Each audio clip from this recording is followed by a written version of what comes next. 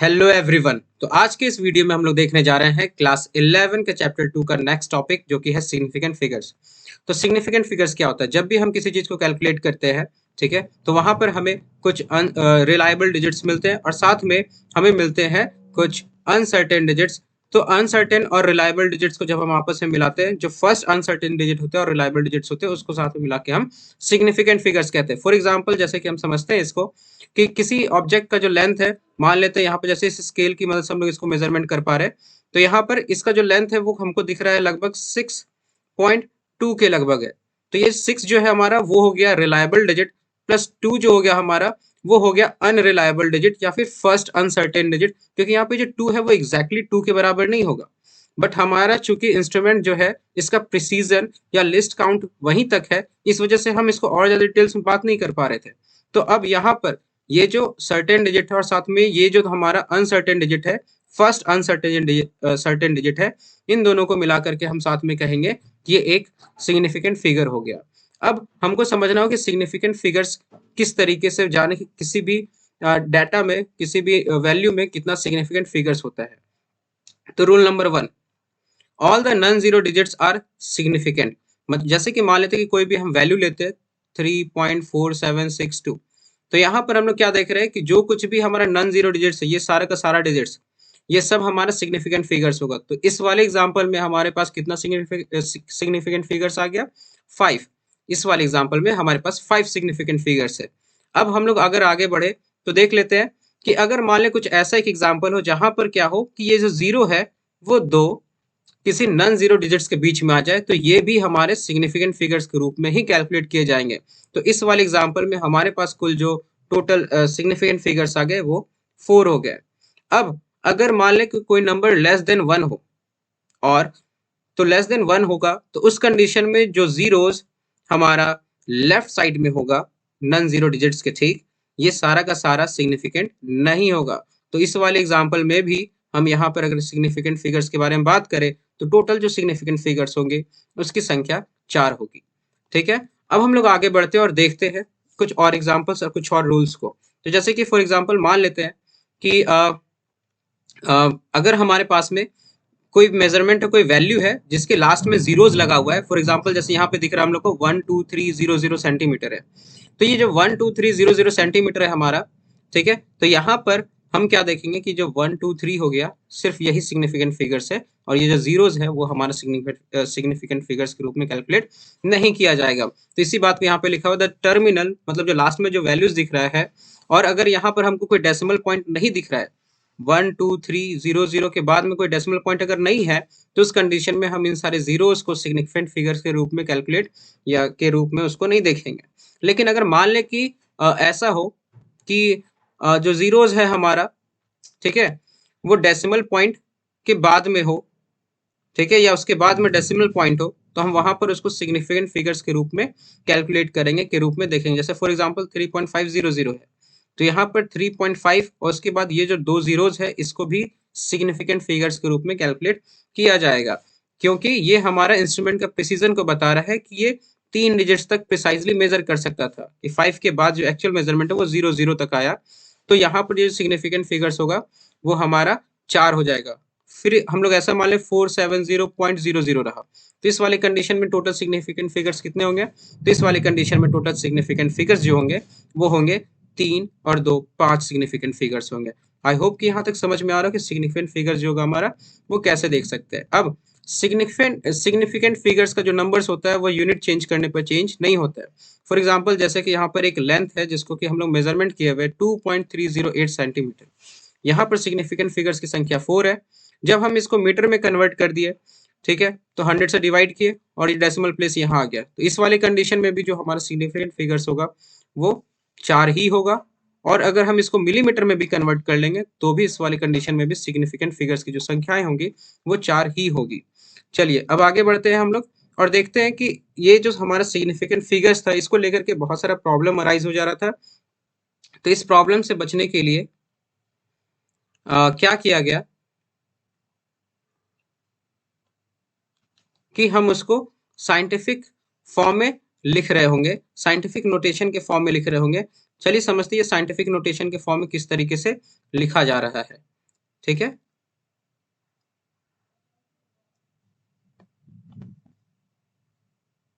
तो जैसे कि जो भी हमारे पास वैल्यूज था उसको हम a into B, a into 10⁻b के फॉर्म में एक्सप्रेस कर सकते हैं, a इंटू 10⁻b के फॉर्म में एक्सप्रेस कर सकते हैं, जहां पर a कोई वैल्यू जो होगा वो 1 से लेकर 10 के बीच में होगा, और साथ में b जो होगा वो उसके ऊपर 10 के ऊपर जो भी पावर होगा वो होगा, वो पॉजिटिव भी हो सकता है और वो नेगेटिव भी हो सकता है। ठीक है, और हम इस तरीके से किसी भी वैल्यू को साइंटिफिक नोटेशन में लिखेंगे तो यहाँ पर वो जो सिग्निफिकेंट यूनिट चेंज करने के बाद में जो सिग्निफिकेंट फिगर्स को लेकर के जो प्रॉब्लम आ रही थी वो नहीं होगा। फॉर एग्जाम्पल जैसे मान लेते हैं कि हमारे सामने कोई भी लेंथ दिया हुआ है, फॉर एग्जाम्पल हमारे सामने कोई भी लेंथ दिया हुआ है, जैसे कि यहाँ पर दिया हुआ है 4.700 मीटर दिया हुआ है।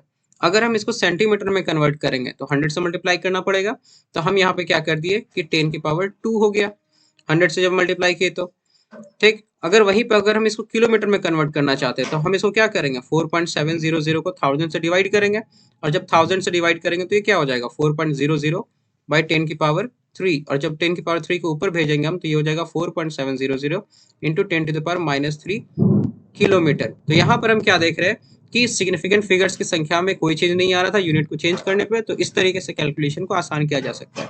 और साथ में किसी भी वैल्यू को हम साइंटिफिक नोटेशन के फॉर्म में लिख सकते हैं। फॉर एग्जांपल 576,320 है। ठीक है, तो हम चाहे तो यहाँ पर इसको साइंटिफिक नोटेशन के फॉर्म में लिख सकते हैं। किस तरीके से, यहाँ पर हम क्या करेंगे कि यहाँ पे काउंट करेंगे टोटल कितने डिजिट्स है, 1 2 3 4 5 6, तो जस्ट फर्स्ट डिजिट के बाद में हम डेसिमल बैठा देंगे 5.7632, और इसके बाद में हम इसको इंटू 10⁻325 के फॉर्म में लिख देंगे। तो यहाँ पे हम क्या देख रहे हैं कि ये जो वैल्यू आ गया ये 1 से लेकर 10 के बीच में हो गया, और यहाँ पे जो पावर है वो 10 का वो पॉजिटिव या नेगेटिव वैल्यू हो सकता है। तो इस तरीके से हम साइंटिफिक नोटेशन लिख करके ये जो कंफ्यूजन था उसको हटा सकते हैं। ठीक है, चलिए अब आगे बढ़ते हैं हम लोग। देखते हैं कि अगर मान लेते कि हम जैसे वैल्यूज को ले रहे थे ठीक उसी हिसाब से वैल्यूज को ले और सिग्निफिकेंट फिगर्स को आपस में नॉर्मली कैलकुलेट करे, ऐड या सब्ट्रैक्ट या मल्टीप्लाई या डिवाइड करे, तो उस कंडीशन में क्या होगा।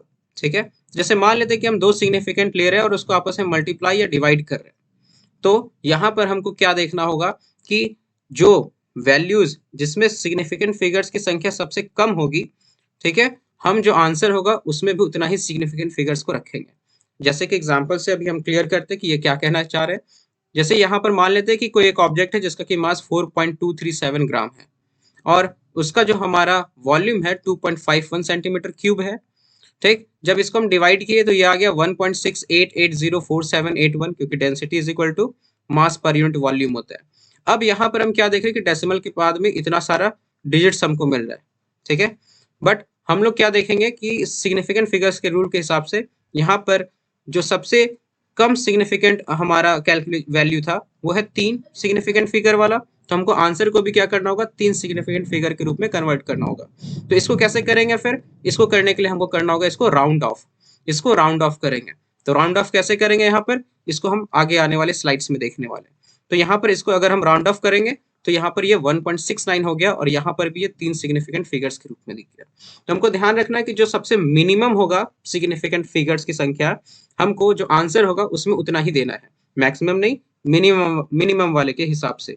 ठीक, सेम रूल अगर हम एडिशन या सब्ट्रैक्शन कर रहे होंगे, फॉर एग्जांपल जैसे मान लेते हैं कि एक लेंथ दिया हुआ है 432.96 मीटर, दूसरा लेंथ है 99.8 मीटर और तीसरा लेंथ है 460.596 मीटर। अब इस वाली कंडीशन में अगर हम फाइनल लेंथ निकाले तो हमको क्या करना पड़ेगा, इन सारे को ऐड करना पड़ेगा, L1 plus L2 plus L3, और ये 993.356 आ जाएगा। तो यहाँ पर हम क्या देख रहे हैं कि हमारा जो सबसे लेस्ट सिग्निफिकेंट फिगर वाला वैल्यू है वो L2 है 99.8, यहाँ पर कि 3 सिग्निफिकेंट फिगर्स है, तो आंसर को भी हमको क्या करना पड़ेगा 3 सिग्निफिकेंट फिगर्स के रूप में कन्वर्ट करना पड़ेगा। और इसलिए हमको क्या करना पड़ेगा कि इस वाले वैल्यू को भी राउंड ऑफ करना पड़ेगा, और राउंड ऑफ करके हम क्या करेंगे इसको 993.4 के रूप में कन्वर्ट कर देंगे। अब समझेंगे हम लोग आगे आने वाले स्लाइड्स में कि राउंडिंग ऑफ कैसे करना है। किन सारे रूल्स को हमको फॉलो करना है और किन किन चीज़ों को हमें ध्यान देना होगा राउंड ऑफ करने के टाइम पे। ठीक है, तो चलिए स्टार्ट करते हैं। तो सबसे पहले तो हम लोग देखते हैं राउंड ऑफ कैसे करना है। तो सिंपल सा रूल है एकदम, जो हम लोग बेसिकली बचपन से पढ़ते आ रहे हैं 4, 5, 6 क्लास से। ठीक है, बस इन सारे को एक बार रिकॉल कर लेते हैं। तो जैसे कि मान लेते हैं कि अगर यहाँ पर हमारे सामने दिया हुआ है 83.748, ठीक, तो यहाँ पर हम देखेंगे कि अगर यहाँ पर ये जो संख्या है हमारा, जो अनसर्टेन डिजिट है, ठीक, या फिर जिस पार्ट को राउंड ऑफ करना है, जिसको रिमूव करना है हमारा राउंड ऑफ करके, तो वहां पर देखेंगे अगर वो 5 से बड़ा होगा तो हम इस तरफ ये जो उसके ठीक प्रीसीडिंग वैल्यू है, इसके ठीक पहले वाली जो वैल्यू है उसमें एक इंक्रीज कर देंगे। ठीक, और अगर वो 5 से छोटा रहा तो यहाँ पर हम कोई चेंज नहीं करेंगे। ठीक है, लेकिन क्या हो अगर यहाँ पर 5 हो जाए, मतलब अगर वैल्यू 83.745 हो जाए, तो इस कंडीशन में क्या करेंगे। तो चलिए देखते हैं अगले स्लाइड में कि क्या करना है।